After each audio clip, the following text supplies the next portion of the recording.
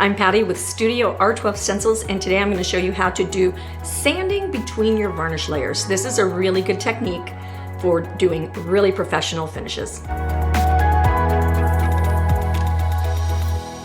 right, today I'm going to show you how to do one of our Anyway tray inserts. These are really cool inserts because you can flip them over and you can paint on the back side of them. But when you do a tray insert for things that are going to have like food or messes on them, then you want to make sure that you have a really nice finish on top of your tray. I'm going to take a roller because this is a large piece, and I'm going to roll on a little bit of varnish and show you how we build up the layers. Okay, this makes a really smooth coat of varnish. I rolled off just a little too much there. I'm going to keep my bell sleeves out of this. The deal with using a roller is you want to keep that roller moving. If you have to stop, let it dry completely and then start over. You don't want to have little pull marks or dry kind of gooby looking scratches in your varnish. Okay, so that's a nice even coat. When you're going to be sanding in between, I like to do 2 coats because if I sand too hard, I can remove my paint, and I don't want to remove any paint. This is not texture sanding. Okay, so I'm going to get this dry. Keep my roller inside this little baggie until I get back to it, and this, I'll just blow dry this dry. Coat number 1 is dry. Now let's get number 2 going.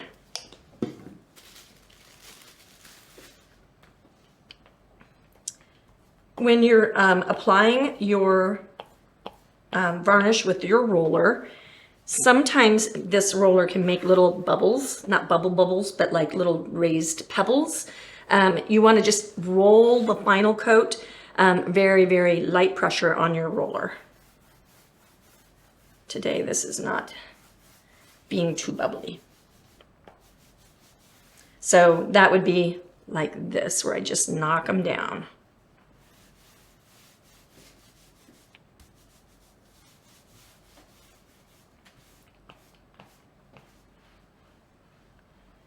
Just let that varnish has a little bit of self-leveling medium in it, so it will actually, as it's drying, it will kind of level itself out.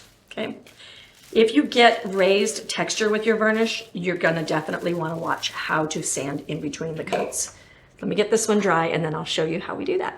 Okay, if you're interested in either of these projects, we've got these filmed and on our YouTube channel. Make sure that you subscribe and ring the bell so that you get notified when we have new content. We stay pretty busy doing this, so we want to show you all the fun things.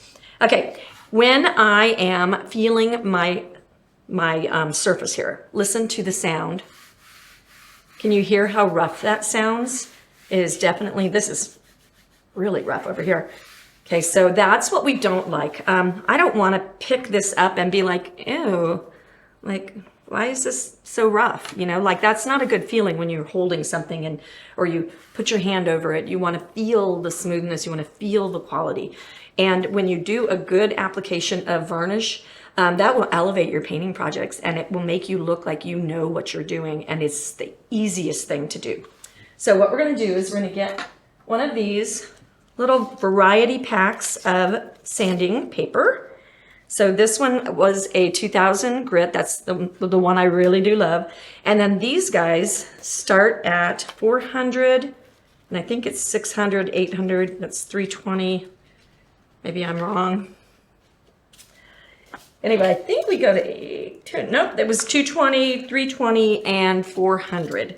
And then I jumped all the way up to 2000. And the 2000, when you listen to this, you can barely, it almost feels like, I don't know, I don't know what it feels like, but it does not feel like sandpaper. Okay, and I think, yeah, I had one here.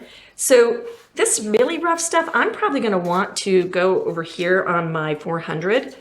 What I don't wanna do is I don't wanna remove paint. I just wanna remove a little bit of texture, so I'm not trying to dig through the layers. So already I can feel a huge, huge difference. Okay, so I'm just putting just very light pressure on there, and then watch and listen to I'll push over here and I won't over here, and you can hear the difference. It's almost got like a tone quality. You can kind of tell that amount of pressure. Now this is much quieter. Listen and listen. Okay, now I'm gonna go up a notch and I'm going to use the 2000.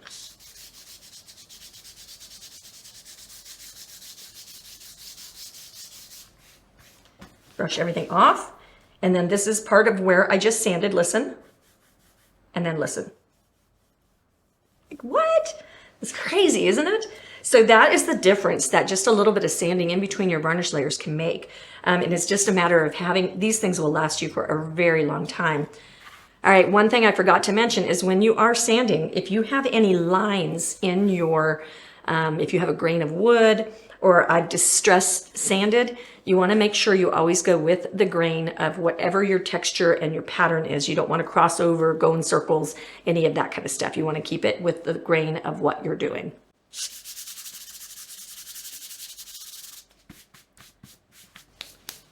All right, this is what the 400 sounds like. Okay, now I'm going to do the 2000.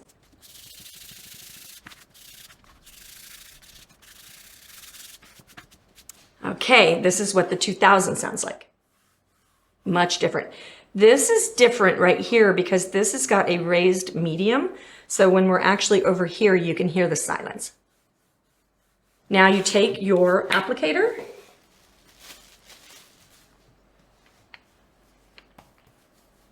and you apply your next coat.